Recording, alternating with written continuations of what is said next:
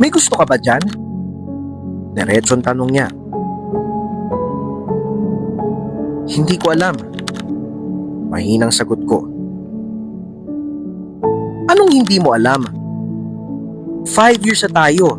Tapos ngayon hindi mo alam kung nagkakagusto ka sa iba?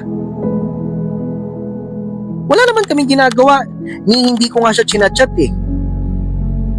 Pero iniisip mo siya. Nag-iiyak na sabi ni Gia.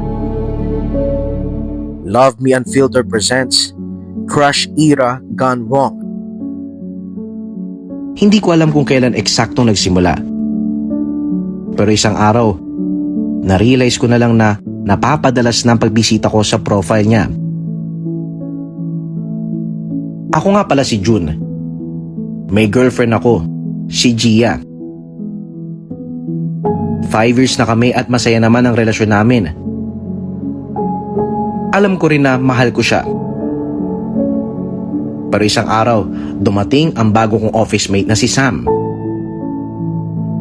Good morning, Sir June.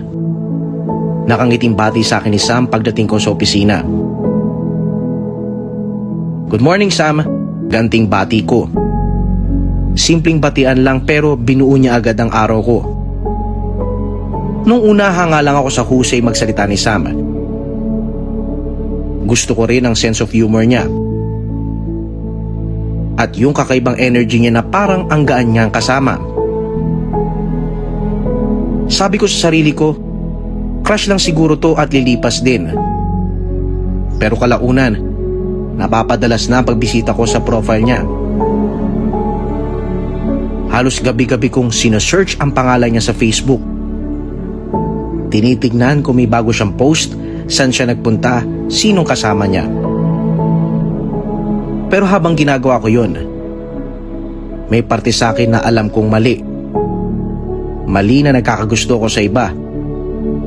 Mali dahil may girlfriend ako. Sino ba yan? Bakit siyang laging laman ng search history mo? Tanong ni Gia habang pinapakita sa akin ang picture ni Sam sa cellphone ko. Pinakailaman niya pala ang Facebook ko at nakita niyang puro si Sam ang laman ng search history ko.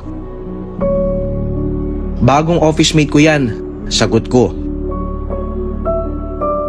Na-curious lang ako kaya tiningnan ko yung profile niya. Curious, 2:00 sa madaling araw sinesearch mo siya? Anong klaseng curiosity yan? Halos naiinis na sabi niya. Hindi ako nakasagot. May gusto ka ba dyan? Diretsong tanong niya. Hindi ko alam, mahinang sagot ko. Anong hindi mo alam? Tanong ni Gia. 5 years na tayo, tapos ngayon hindi mo alam kung nagkakagusto ka sa iba? Wala naman kaming ginagawa. Hindi ko nga siya chinachat, paliwanag ko. Pero iniisip mo siya. Naiiyak na sabi ni Gia. Hindi ako nakasagot. Akala ko makikipaghiwalay sa akin si Gia. Pero pinatawad niya ako na parang walang nangyari. Pero ramdam kong nag-iba na ang pakikitungo niya sa akin. Naging cold siya at mas naging tahimik. Hindi na rin niya ako ningingitian na gaya ng dati. Dahil dun, isang bagay ang naging malinaw sa akin. Nasaktan ko si Gia. Nasira akong tiwala ng girlfriend ko. Nilagyan ko ng lamat ang relasyon namin.